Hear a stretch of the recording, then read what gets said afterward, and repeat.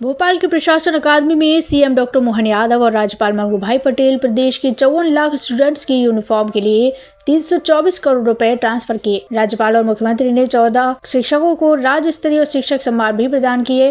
कार्यक्रम में स्कूल शिक्षा मंत्री उदय प्रताप सिंह, ACSJN कंसोटिया, लोक शिक्षण आयुक्त शिल्पा गुप्ता, स्कूल शिक्षा सचिव संजय गोयल भी मौजूद रहे। समारोह में अतिथियों द्वारा राष्ट्रीय इंस्पायर अवार्ड प्रतियोगिता में प्रथम स्थान प्राप्त करने वाले भिंड जिले के शासकीय उच्चतर माध्यमिक विद्यालय उधोगढ़ के कक्षा 10वीं के विद्यार्थी दीपक वर्मा को 25,000 रुपए की विशेष सम्मान निधि, राष्ट्रीय स्तर पर 5वें स्तर पर रही बालाघाट जिले के शासकीय उत्कृष्ट महाविद्यालय लांजी की छात्रा सुश्री शिरोमणि दहीकर तथा 31वां स्थान प्राप्त करने वाले भोपाल जिले के कक्षा 7वीं के विद्यार्थी श्री आरुष नाग को 15,000 रुपए की विशेष सम्मान निधि प्रदान की गई। इन विद्यार्थियों के साथ ही उनके गाइड शिक्षकों को भी सम्मानित किया गया।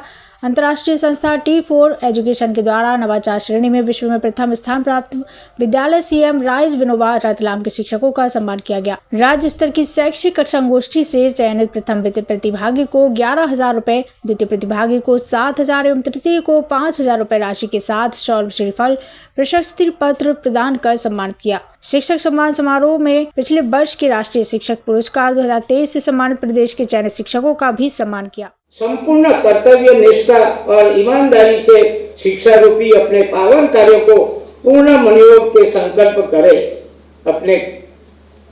अपने काम को यह मानकर करेंगे कि आप न सिर्फ बच्चों को विद्या दान कर रहे हैं, बल्कि विकसित और विश्व गुरु भारत के निर्माण को भी योगदान दे रहे हैं।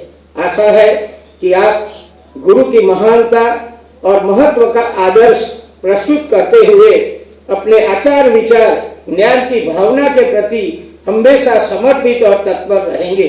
आप सभी सम्मानित शिक्षक तथा पुनः आपको बधाई देते हुए आपकी भविष्य का भी खूब अच्छा रहे, ऐसी मैं शुभकामना देते हुए मैं मेरी बात पूरी करता हूँ।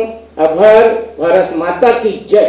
काल के प्रवाह में जब आक्रमण हुए तो उन्हें तक्षशिला को जलाया, नालंदा को जलाया, हमारे विश्वविद्यालय पे आक्रमण किया। ये 2000 साल पहले भी हुआ, ये 200 साल पहले भी हुआ। जब हमारे यहाँ लॉर्ड मेकाले आते तो उनने हमारी सारी शिक्षा व्यवस्था ध्वस्त की। इसमें उसमें कोई अंतर नहीं। लेकिन यशस्वी प्रधानमंत्री का अभिनंदन करो, श्रीमान नरेंद्र मोदी का, जिन्होंने शिक्षा नीति 2020 दोबारा जब लेकर के आए तो उन्होंने कहा कि पाठ्यक्रम के अंदर कौन सा विषय होना चाहिए, जो गौरवशाली अतीत पे गर्व कर सके वो विषय होना चाहिए। इसलिए उसको काल के प्रवाह में पता नहीं क्या क्या कहते थे।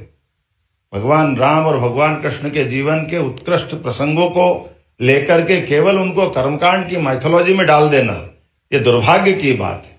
हमारे लिए तो ये भारत का विश्वगुरु बनने का जो सपना है, कोई धनी बनना चाहता है, कोई ताकत वाला बनना चाहता है, लेकिन भारत ने अपना मार्ग कौन सा खोजा है?